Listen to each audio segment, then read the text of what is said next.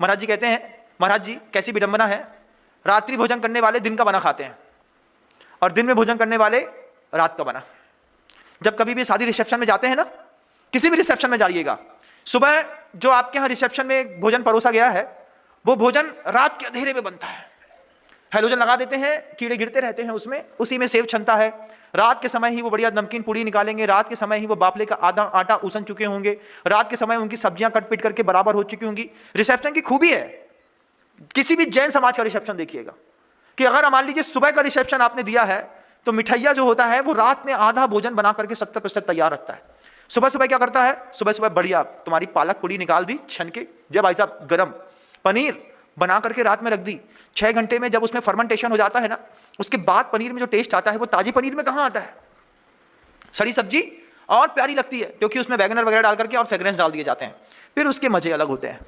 तो जितने भी दुनिया भर के लोग रिसेप्शन में दिन के उजाले में खाते हैं उसको उनको भी ध्यान रखना होगा।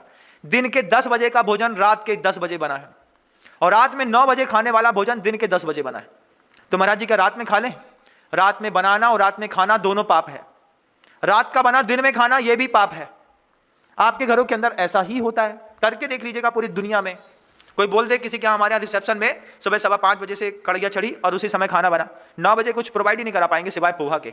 पोहा दे देंगे, जलेबी भी नहीं, जलेबी तो और घटिया है, रात में कब कितने दिन सड़ती है, कब बनती है, भगवान मालिक है। लेकिन आपकी ये गलती सिर्फ आप तक सीमित नहीं है, आपकी ये गलती ट्रांसफर होगी आपके बच्चे पर। बच्चे को पता ही नहीं चलेगा कि माता पिता ऐसा करते थे, तो बच्चा उसको सही समझेगा, वो ट्रांसफर करेगा अपने बच्चे पर, और तीसरी पीढ़ी में 125 पीढ़ी से आया हुआ संस्कार पानी छानने का, रात्रि भोजन का, इन सब का खत्म। पानी छानने का तो खत्म ही हो गया, वो तो कहां बस बचा, बस महाराज जी तक बचा पानी छानने का। महाराज जी आएंगे तो पानी छान देंगे, नहीं तो भगवान मालिक है। और आप लोगों को बिल्कुल भी नहीं लगता होगा कि हम अनछना पानी पी करके पाप कर रहे हैं, कभी नहीं लगता होगा। अनछने पानी से नहाने का कभी पाप लगता है? नहीं लगता महाराज जी। अब तो संवेदना इतनी मर चुकी है, हम इसको पाप मानते नहीं है। क्या हुआ, एक गलत रीति चल जाती है ना, एक गलत रीति चल जाए पूरी दुनिया में, उस रीति को बदलने की ताकत बड़े बड़े महापुरुषों तक में नहीं है।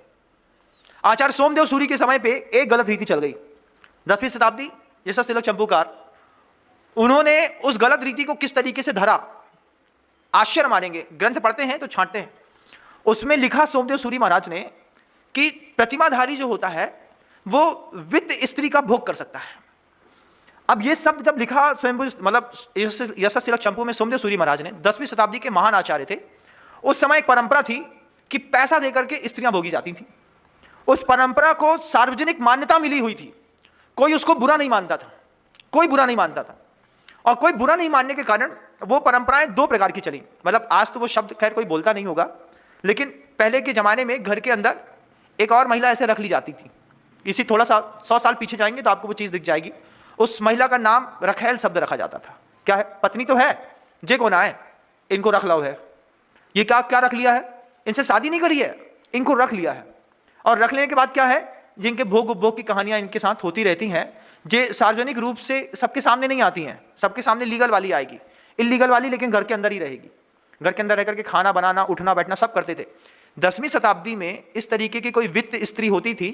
सोमदेव सूरी महाराज जी ने 10वीं शताब्दी में यशस तिलक चंपू में लिखा कि वित्त स्त्री का प्रतिमाधारी भोग कर सकता है, जबकि प्रतिमाधारी जो ब्रह्मचर्यधारी है वो अपनी ही स्त्री से ब्रह्मचर्य को स्वीकार कर रहा है।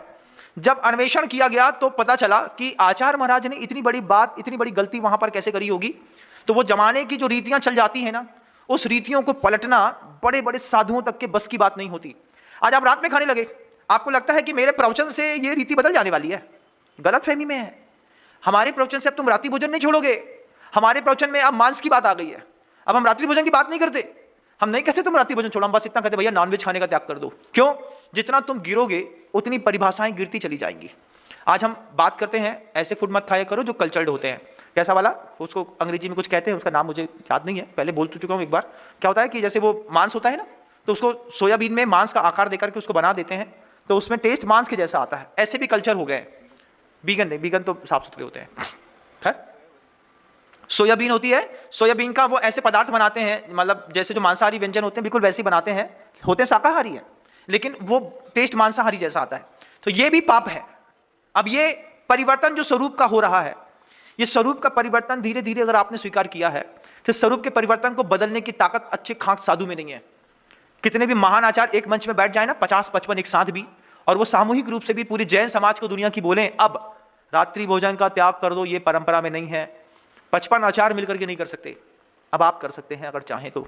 एक छोटी सी परिभाषा लिख सकते हैं अपने घर के अंदर, अपने आप से पूछिए, बोलिए कि मुझे मां जिनवाणी के स्वरूप परिवर्तन करने का अधिकार नहीं था इस जैन शासन में, रात्रि भोजन घर में बनाने का अधिकार नहीं था। इतनी परंपरा भी बचा करके रखी कि दिन का बना घर के अंदर मिल जाता है, बेटा रात में अपने यहाँ मजबूरी, अपने यहाँ खाते नहीं है लेकिन फिर भी तुम खा लो, किसी से हल्ला नहीं करना, ऐसा बोला जाता था। चुपचाप खा लो, हल्ला नहीं करो, सबके सामने नहीं खाना, पापा डांटेंगे। ये एक लाज थी पल्लू की, बचा के रखते थे। आज ओपन में, अब रोटी खाएगा, हाँ तेरा बाप भी खा रहा है, तू भी खा ले, अपन दोनों, मम्मी बना रही रात को 9:30 बजे, अब 9:30 बजे रोटी बन रही है, अपना बढ़िया छन के दोनों जन खा रहे हैं। तो ये पल्लू में ढकने वाली बात खत्म हो गई। घर के अंदर कैसा होता था, चाचा जाते थे ना तो वो बहुत शुद्ध वाले थे, तो धीरे से ऐसा, नहीं भैया जी वो नहीं खा रहा तो हम ही उनको दे दें। क्या कहीं ऐसा ना हो कि चाचा का थप्पड़ भतीजे को इस बात पे पड़ जाए कि जो रात में खा रहा है। आज वो बात कहाँ है? आज तो अपन घर के अंदर सामने बैठ करके बढ़िया एक 55 इंच का वो एक टीवी लगा दो, बिल्कुल पतला वाला, और उसके सामने बैठ करके शुरू हो जाओ, सब कोई आओ, तुम भी खा लो, तुम भी खा लो, तुम भी खा लो, तुम भी खा लो। एक मेडी लगा ली, अब मेडी रात में 10 बजे तक तुम्हारे यहाँ खाना खिलाएगी, बनाएगी, साफ सुथरा करेगी, सब अच्छा करेगी। ये स्वरूप परिवर्तन कर दिया जिन शासन में गृहस्थों ने। ये शिथिलाचार था बहुत बड़ा, साधु का दिखाई देता है, श्रावक को अपना देखना चाहिए। साधु का शिथिलाचार थोड़ा सा भी दिख जाएगा ना कहीं में तो हल्ला हल्ला बल्ले बल्ले हो जाएगी, अरे भाई तुमने सुनी बे ऐसो कर रहे थे। अब हम किससे बोलें कि भाई तुमने सुनी, किससे बोले हम? भगवान तुमने सुना, जो लोग हैं जो रात में भोजन बना के खाने लगे। आपके शिथिलाचार की चर्चा कौन से आचार से करूं मैं?